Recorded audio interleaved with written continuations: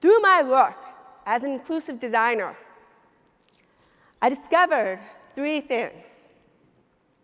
First, average is useless. There's this great book by Todd Rose called The End of Average. He starts by telling us this story about how fighter planes used to be designed around average. Average reach, average height, average thigh circumference.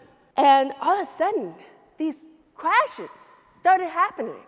And the Air Force became alarmed by it. So they hired someone to come in and figure out why.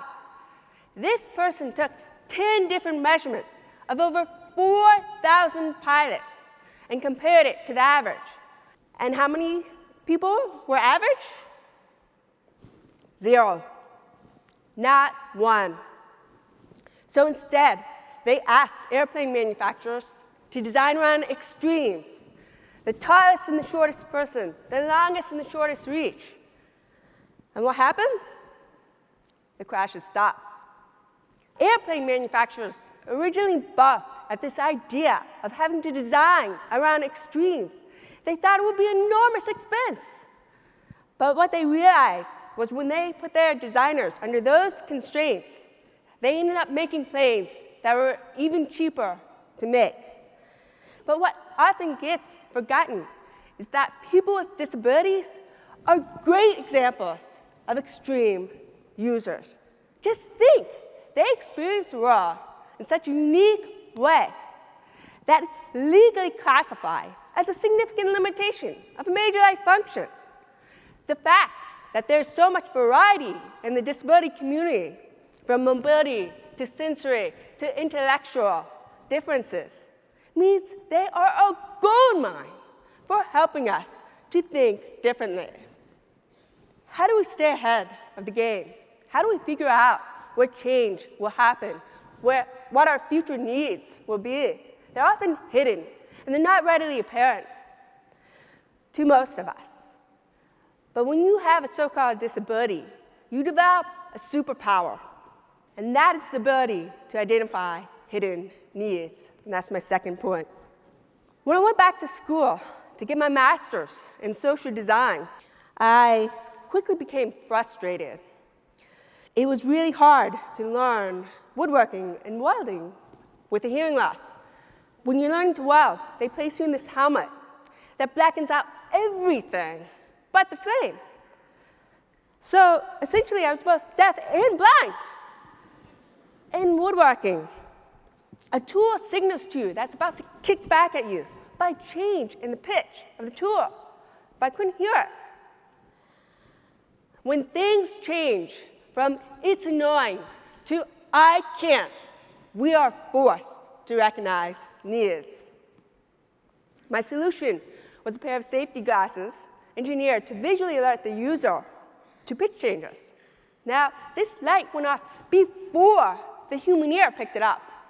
This was a single safety mechanism that could be applied across a variety of tools.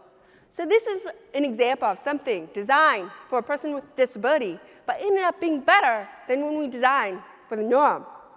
Let me give you some more examples of things designed for people with disabilities that ended up identifying hidden needs. The typewriter, audiobooks, remote controls, Facebook captions, all of these things were originally designed for people with disabilities, but they ended up identifying hidden needs.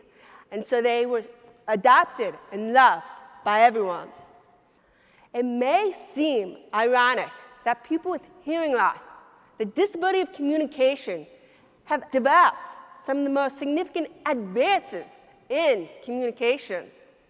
Text messaging, the telephone, email, the record player, all of these things were created by or for deaf people. The person who's the most disabled at something often creates or strongly influences some of the best innovations in the field. The unique way in which people with disabilities experience the world helps them develop skills that are valuable and rare. I'd like to play a clip for you guys from NPR, which mimics how I might understand or experience a conversation. Hope is the thing with letters, poetry is symbol, and sings usually without words and never stops long. Similar to how somebody with glasses just sees a bit, it's just blurry, I still hear a bit. It just sounds blurry. But did you know talking has a rhythm to it? And so when I started losing my hearing, I started listening to the rhythm of these blurry words. And if I missed something, I would replay it in my head and place it with the lips that I read until I understood what it was that they said.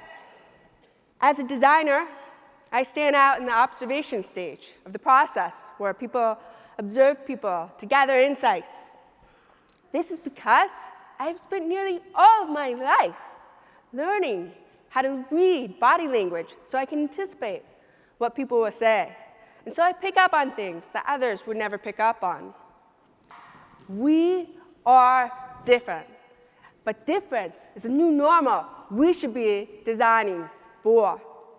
When we design for intellectual disabilities, we often simplify things. When we design for arthritis, we often make things more comfortable. When we design for hearing loss, we often reduce risk. Designing for difference, for disability, and inclusion is what will make your company thrive, what will make you thrive. And as a great byproduct, it will be what will make people with disabilities thrive. We are hidden capital, just waiting to be tapped. So what are you waiting for? That's it.